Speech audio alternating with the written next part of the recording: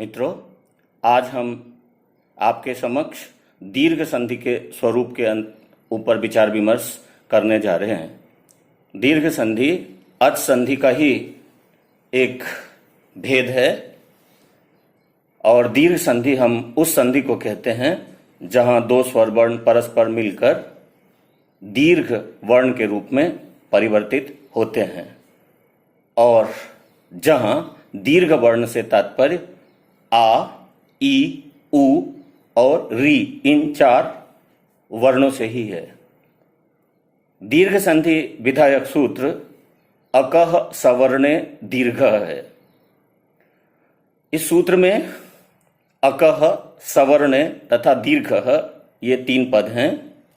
अकः शब्द प्रत्याहारवाचक अक का पंचम्यंत रूप है, जिसका अर्थ होता है अक से परे, और अक प्रत्याहार में अ, ई, उ, री तथा लृ ये वर्ण होते हैं।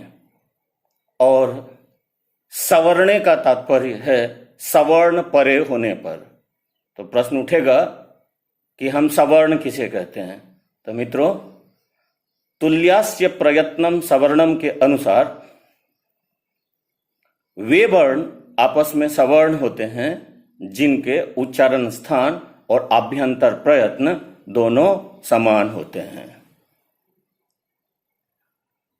तो इस तरह सूत्र का तात्पर्य होगा कि अक के पश्चात अर्थात अ, ई, उ, री तथा लृ के पश्चात यदि सवर्ण अर्थात अ, आ, ई, उ, री, या लृ में से कोई वर्ण आता है तो पूर्व वर्ण और पर वर्ण आपस में मिलकर दीर्घ वर्ण के रूप में परिवर्तित हो जाएंगे।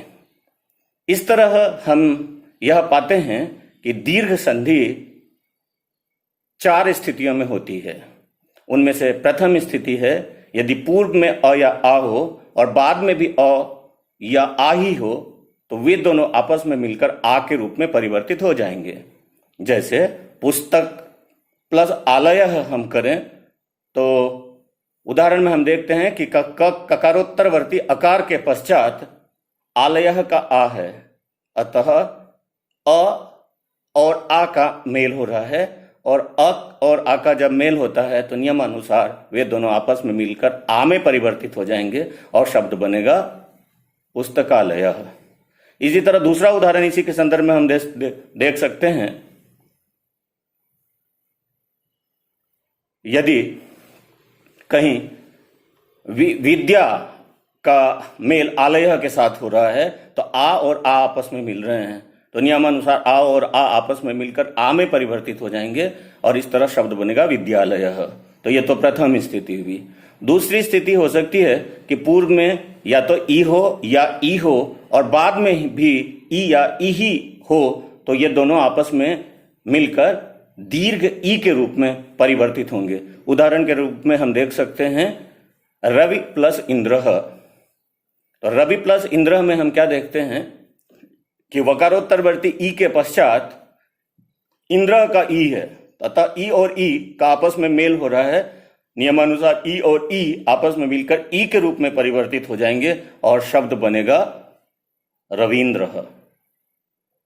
तीसरी स्थिति हो सकती है कि पूर्व में उ या उ में से कोई वर्ण हो और बाद में भी उ या उ में से ही कोई वर्ण आए तो ये दोनों आपस में मिलकर दीर्घ उ में परिवर्तित हो जाएंगे। उदाहरण के रूप में हम देख सकते हैं विष्णु प्लस उदय बनेगा उ और उ आपस में मिलकर उ में परिवर्तित होकर विष्णु दय में परिवर्तित हो जाएगा।